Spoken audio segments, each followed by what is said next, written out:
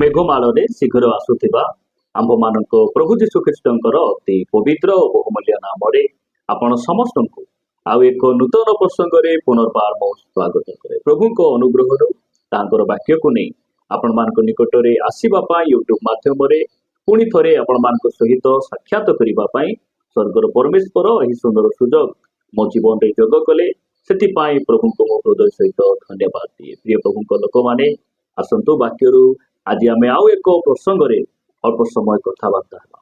ଆଜି ଆମେ ଯେଉଁ ପ୍ରସଙ୍ଗରେ ପ୍ରଭୁଙ୍କ ବାକ୍ୟରୁ ଧ୍ୟାନ କରିବା, ସେହି ପ୍ରସଙ୍ଗର ଶୀର୍ଷକ ହେଲା ଯୀଶୁଙ୍କୁ ଜାଣିବାର ଆଶୀର୍ବାଦ କଣ। ଆଜିର ପ୍ରସଙ୍ଗ ହେଲା ଯୀଶୁଙ୍କୁ ଜାଣିବା ଆଶୀର୍ବାଦ କଣ। ଏହି ପ୍ରସଙ୍ଗରେ ଅଳ୍ପ ସମୟ ଆମେ ବାକ୍ୟରୁ କଥାବାର୍ତ୍ତା ହେବା। ପ୍ରିୟମାନେ, ଆଜି ଖ୍ରୀଷ୍ଟିଆନ ସମାଜରେ ଦେଖିବେ ଅନେକ ଭାଇ ଭଉଣୀମାନେ ସେମାନେ ଯୀଶୁଙ୍କ ବିଷୟରେ ଯଥେଷ୍ଟ ଜ୍ଞାନ ରହିଛି। ସେମାନେ ପ୍ରଚାର କରନ୍ତି, ଗୀତ ଗାଆନ୍ତି, ଆରାଧନା କରନ୍ତି, ସେମାନେ ସବୁ କରନ୍ତି, ତାଙ୍କ ପାଖରେ ଯଥେଷ୍ଟ ଜ୍ଞାନ ରହିଛି ଯୀଶୁଙ୍କ ବିଷୟରେ, କିନ୍ତୁ ଯୀଶୁଙ୍କୁ ସେମାନେ ଜାଣନ୍ତି ନାହିଁ। ଆପଣ ଲୁସିଫରର କଥା ଚିନ୍ତା କରିବେ। ଲୁସିଫର ପାଖରେ ସବୁ ଟ୍ୟାଲେଣ୍ଟ ଥିଲା। ସେ ଆରାଧନା କରୁଥିଲେ, ପ୍ରଭୁଙ୍କର ମହିମା କରୁଥିଲେ, ସେ ପ୍ରଭୁଙ୍କର ମନୋନୀତ ଆଉ ମନ ପସନ୍ଦର ଦୂତ ହେବା ସତ୍ତ୍ୱେ ମଧ୍ୟ ସେ ପରମେଶ୍ୱରଙ୍କୁ ଜାଣିପାରିଲା ନାହିଁ। ସେ ପ୍ରଭୁଙ୍କୁ ନ ଜାଣିବାରୁ ମନ ମଧ୍ୟରେ ଗର୍ବ ଆସିଲା, ଆଉ ସେଇ ଲୁସିଫରର ପତନ ହେଇଗଲା। ଆପଣ ଗିହେଜି କଥା ଚିନ୍ତା କରନ୍ତୁ। ଗିହେଜି ଏଲିସାଇ ସହିତ ସେବା କରିବା ସଙ୍ଗେ ମଧ୍ୟ ଅଭିଷିକ୍ତ ଜଣେ ପ୍ରଭୁଙ୍କର ଦାସଙ୍କ ସହିତ ଥିବା ସତ୍ତ୍ୱେ ମଧ୍ୟ ସେ ପ୍ରଭୁଙ୍କୁ ଜାଣିପାରୁନାହାନ୍ତି। ଇସ୍କରିତ ଯିହୁଦା ଯୀଶୁଙ୍କ ସହିତ ସେବା କାର୍ଯ୍ୟ କରି ମଧ୍ୟ ସାଙ୍ଗରେ ଖାଇ ପିଇ ସବୁ କରିଲା ପରେ ମଧ୍ୟ ସେ ଯୀଶୁଙ୍କୁ ଜାଣିପାରୁନାହାନ୍ତି। ପ୍ରିୟମାନେ, ଆଜି ମୁଁ ଆପଣମାନଙ୍କୁ କହିବା ପାଇଁ ଚାହେଁ, ଆମେ ଯୀଶୁଙ୍କ ବିଷୟରେ କେବଳ ଜାଣିଛୁ ନା ଆମେ ବ୍ୟକ୍ତିଗତ ଭାବରେ ଆମେ ଯୀଶୁଙ୍କୁ ଜାଣିଛୁ। ଯୀଶୁଙ୍କ ବିଷୟରେ ଆମର କେତେ ଜ୍ଞାନ ଅଛି, କେତେ ବୁଦ୍ଧି ଅଛି, ତାହା ବଡ଼ ବିଷୟ ନୁହେଁ। କିନ୍ତୁ ଆମେ ଯୀଶୁଙ୍କୁ ବ୍ୟକ୍ତିଗତ ଭାବରେ ଆମେ ଜାଣୁ କି ଯୀଶୁ କିଏ?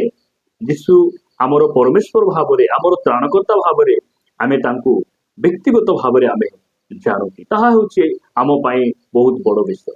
ପ୍ରିୟମାନେ, ଯୀଶୁଙ୍କୁ ଜାଣିବାର ଆଶୀର୍ବାଦ, ଆଜି ବାକ୍ୟରୁ ମୁଁ କେତେକ କଥା କହି ଆପଣମାନଙ୍କୁ ଉତ୍ସାହିତ କରିବା ପାଇଁ ଚାହେଁ। ଆପଣମାନେ ମୋ ସହିତ ଗୋଟେ ବାକ୍ୟ ପଢ଼ିବେ। ମାର୍କ ଲିଖିତ ସୁସମାଚାର 4 ଅଧ୍ୟାୟ 41 ପଦ। ମାର୍କ ଲିଖିତ ସୁସମାଚାର 4 ଅଧ୍ୟାୟ 41 ପଦରେ ଲେଖାଯାଏ, ସେଥିରେ ସେମାନେ ଅତ୍ୟନ୍ତ ଭୀତ ହୋଇ ପରସ୍ପରକୁ କହିବାକୁ ଲାଗିଲେ, ଏ ତେବେ କିଏ ଯେ ପବନ ଓ ସମୁଦ୍ର ଉଭୟ ଏହାଙ୍କୁ ଆଜ୍ଞା ମାନନ୍ତି। ପ୍ରିୟମାନେ, ଏହି କଥା କେଉଁମାନେ କହୁଛନ୍ତି? ତାହାଙ୍କର ଦ୍ୱାଦଶ ଶିଷ୍ୟ, ଯାହାଙ୍କୁ ସେ ମନୋନୀତ କରିଥିଲେ, ଯେଉଁମାନେ ତାହାଙ୍କର ସେବା କାର୍ଯ୍ୟର ଅଂଶୀଦାର ଅଟନ୍ତି, ତାଙ୍କ ସହିତ ବସୁଥିଲେ, ଉଠୁଥିଲେ, ତାହାଙ୍କର ସବୁ ସେବା କାର୍ଯ୍ୟରେ ସେମାନେ ଉପସ୍ଥିତ ରହୁଥିଲେ।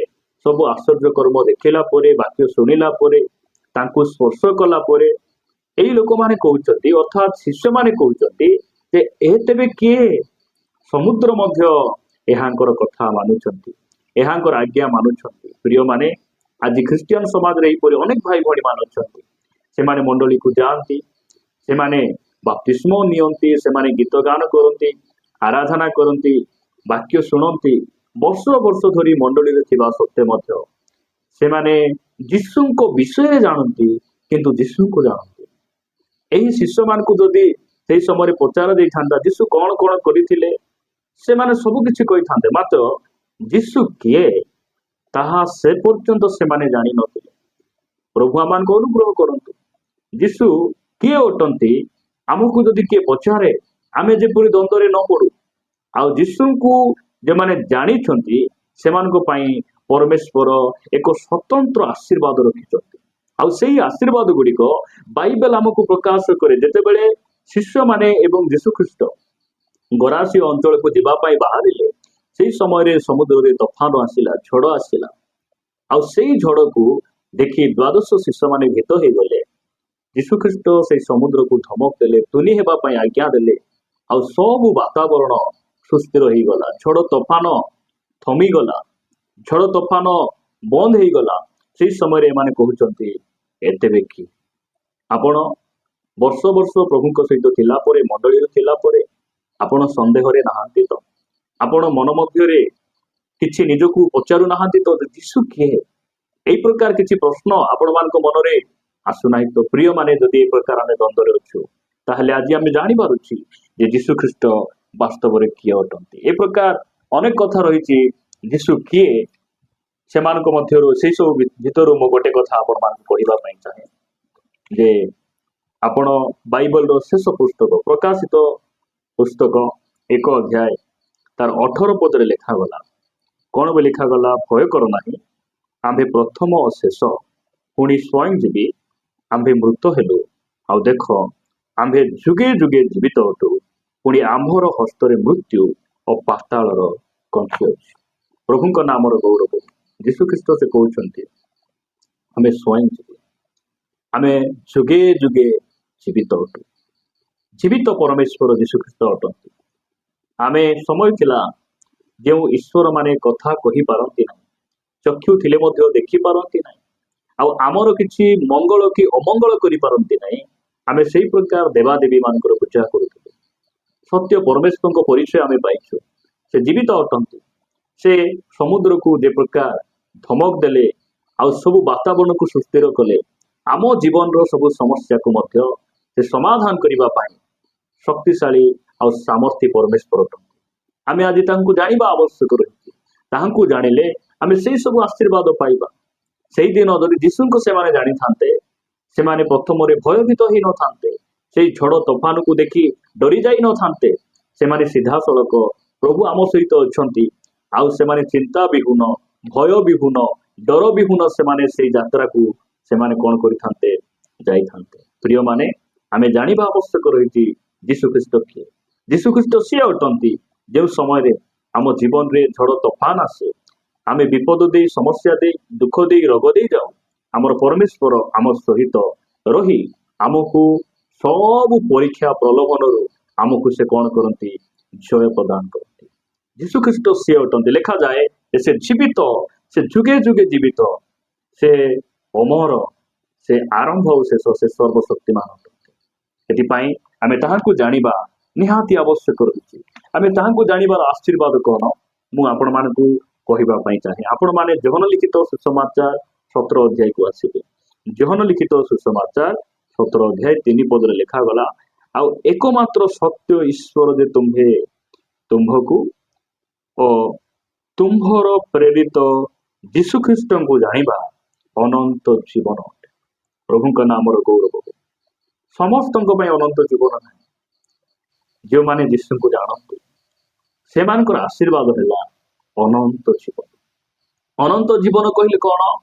ଅନନ୍ତ ଜୀବନ କହିଲେ ଯେଉଁ ଜୀବନର କେବେ ଆରମ୍ଭ ନାହିଁ କି ଶେଷ ମଧ୍ୟ ନାହିଁ। ଏହି ଜୀବନ ସ୍ୱର୍ଗର ଦୂତମାନଙ୍କ ନିକଟରେ ମଧ୍ୟ ନାହିଁ, କାରଣ ସ୍ୱର୍ଗର ଦୂତମାନଙ୍କର ଆରମ୍ଭ ଅଛି, ଶେଷ ସେମାନଙ୍କର ନାହିଁ। କିନ୍ତୁ ପରମେଶ୍ୱରଙ୍କର କେବେ ଆରମ୍ଭ ନାହିଁ କି ଶେଷ ନାହିଁ। ଲେଖାଯାଏ ଯୀଶୁ ଖ୍ରୀଷ୍ଟଙ୍କ ଠାରେ ଜୀବନ ଥିଲା, ଆଉ ସେହି ଜୀବନ ମନୁଷ୍ୟମାନଙ୍କ ଜ୍ୟୋତି, ଆଉ ସେହି ଜୀବନକୁ ସେ ଆମ୍ଭମାନଙ୍କୁ ପ୍ରଦାନ କଲେ। କେତେବେଳେ? ଆମେ ତାହାଙ୍କ ଠାରେ ବିଶ୍ୱାସ କରିପାରୁ। ଲେଖାଯାଏ ଏକମାତ୍ର ସତ୍ୟ ଈଶ୍ୱର ଯେ ତୁମ୍ଭେ, ଯୀଶୁ ଖ୍ରୀଷ୍ଟ ଏକମାତ୍ର ସତ୍ୟ ଈଶ୍ୱର। ତାହାଙ୍କ ଛଡା এই ପୃଥିବୀରେ ସତ୍ୟ ପରମେଶ୍ୱର କେହି ନାହାନ୍ତି। ତାହାଙ୍କ ଛଡା ସତ୍ୟ, ଜୀବିତ, ସିଦ୍ଧ, ପବିତ୍ର ବ୍ୟକ୍ତି କେହି ନାହାନ୍ତି। ଆମେ ଏହା ଭଲ ରୂପେ ଆମେ ଜାଣିବା ଆବଶ୍ୟକ ରହିଛି। ପ୍ରିୟମାନେ, ଆମେ ଆମର ପ୍ରଭୁଙ୍କୁ ବ୍ୟକ୍ତିଗତ ଭାବରେ ଜାଣିବା। ଯଦି ଆମେ ତାହାଙ୍କୁ ଜାଣିବା, ଏକମାତ୍ର ସତ୍ୟ ଯୀଶୁ ଖ୍ରୀଷ୍ଟ, ଯଦି ଏହା ଜାଣି ଆମେ ତାଙ୍କୁ ବିଶ୍ୱାସ କରିବା, ତାହେଲେ ଲେଖାଯାଏ ତାହାଙ୍କୁ ଜାଣିବା ଅନନ୍ତ ଜୀବନ ଅଟେ। ଆମେ ଅନନ୍ତ ଜୀବନକୁ ପାଇଛୁ। ଯୀଶୁଙ୍କୁ ଜାଣିବା ଠାରୁ ଆମେ କିଛି ପାଇଲୁ ନ ପାଇଲୁ ବଡ ବିଷୟ ନାହିଁ। ଆମେ ସବୁଠାରୁ ବଡ ବିଷୟ ହେଲା ଆମେ ଅନନ୍ତ ଜୀବନକୁ ପାଇଛୁ। ପ୍ରଭୁ ଆମମାନଙ୍କୁ ଅନୁଗ୍ରହ କରନ୍ତୁ। ପ୍ରିୟମାନେ, ଆମେ ମଣ୍ଡଳୀ ଯାଉ, ଆରାଧନା କରୁ, ଗୀତ ଗାଉ, କେବଳ ଏତିକିରେ ଆମ୍ଭମାନଙ୍କର ସମାପ୍ତି ନ ଘଟୁ। କେବଳ ଏତିକିରେ ଆମେ ନ ରହୁ। ଆମେ ମଣ୍ଡଳୀକୁ ଯାଉ ଯାଉ, ବାକ୍ୟ ଶୁଣୁ ଶୁଣୁ, ଏବଂ ତାଙ୍କ ଘରକୁ ଯାଉ ଯାଉ, ତାଙ୍କ ପଛେ ଚାଲୁ ଚାଲୁ ଆମେ ଅଧିକ ଆମର ପରମେଶ୍ୱରଙ୍କୁ ଜାଣିବା। ପରମେଶ୍ୱରଙ୍କ ବିଷୟରେ ଆମେ ନ ଜାଣିଲେ ଚଳିବ, ଆଉ ପରମେଶ୍ୱରଙ୍କୁ ଆମେ ଜାଣିବା। ପରମେଶ୍ୱରଙ୍କୁ ଜାଣିବା ଅନନ୍ତ ଜୀବନ ଅଟେ। ପ୍ରଭୁ ଆମମାନଙ୍କୁ ଦୟା କରନ୍ତୁ। ହେଇପାରେ ଆମେ ମଣ୍ଡଳୀରେ ଗଲୁ, ମଣ୍ଡଳୀରେ ଯିବା ସତ୍ତ୍ୱେ ମଧ୍ୟ ଆମେ ପ୍ରଚାର କରିପାରୁନାହୁଁ, ଆମେ ବାଇବଲ ଭଲରେ ପଢି ପାରୁନାହୁଁ, ଆମେ ପ୍ରାର୍ଥନା କରିବା ପାଇଁ ଆମେ ପାରୁନାହୁଁ। ଯାହା ବି ଆମ ଜୀବନରେ ହେଉନା କାହିଁକି, ମାତ୍ର ଆମେ ପ୍ରଭୁଙ୍କୁ ଜାଣିବା। ପ୍ରଭୁଙ୍କୁ ଜାଣିବା ଅନନ୍ତ ଜୀବନ ଅଟେ ବାକ୍ୟ ଏହା ଆମମାନଙ୍କୁ କହେ। ପ୍ରଭୁ ଏହି ବାକ୍ୟ ଦେଇ ଆମ ସମସ୍ତଙ୍କୁ ପ୍ରଚୁର ଭାବରେ ଆଶୀର୍ବାଦ କରନ୍ତୁ। ଆସନ୍ତୁ ପଦେ ପ୍ରାର୍ଥନା କରିବା। ପ୍ରେମିକ ସ୍ୱର୍ଗୀୟ ପିତା, ମୁଁ ତୁମକୁ ଧନ୍ୟବାଦ ଦିଏ, ଗୌରବ କରେ ତୁମ ବାକ୍ୟ ଦ୍ୱାରା ଆମମାନଙ୍କୁ କଥା ହେଲା। ବାପା, ଆମେ ପ୍ରଭୁ ତୁମ ବିଷୟରେ ଆମେ ଯେତେ ଜାଣିଛୁ ତାଠାରୁ ମଧ୍ୟ ଆମେ ତୁମକୁ ଅଧିକ ଜାଣିବୁ, ଏଥିପାଇଁ ତୁମେ ଆମମାନଙ୍କୁ ଅନୁଗ୍ରହ ଦିଅ। ପିତା, ତୁମକୁ ଜାଣି ଆମେ ଅନନ୍ତ ଜୀବନ ପ୍ରାପ୍ତ ହେବୁ ଏବଂ ସେହି ଅନନ୍ତ ଜୀବନକୁ ଧରି ରଖି ତୁମର ଆଗମନ ନିମନ୍ତେ ଆମେ ପ୍ରସ୍ତୁତ ରହିବୁ, ଏଥିପାଇଁ ଦୟାକର। ପ୍ରାର୍ଥନା ପ୍ରିୟ ପ୍ରଭୁ ଯୀଶୁଙ୍କ ନାମରେ ମାଗୁଛି, ଆମେନ୍। ସମସ୍ତଙ୍କୁ ନମସ୍କାର। Praise the Lord. God bless you.